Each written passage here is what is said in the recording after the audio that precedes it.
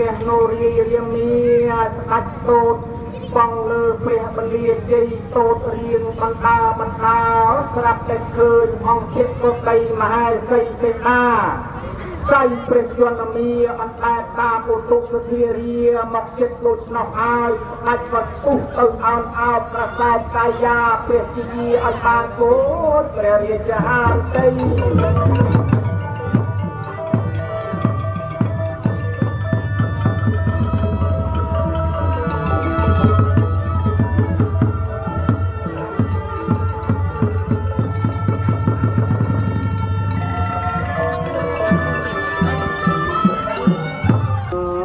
តូតរីរៈងើអើយយល់ស័ក្តិសព្វវិកាលាព្រះយហរតីស្ដេចឥតសង្ការអើយស្មានជាសេតាកលយាន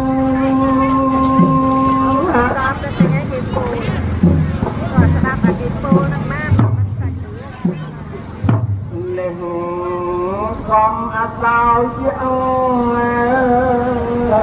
គអបលវិសាមានវាខំផ្ដិតបំផ្លាញអើយអស់ទាំងព្រះញាតវង្សសា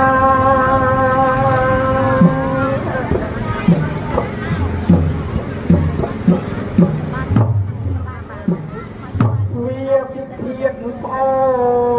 ងណា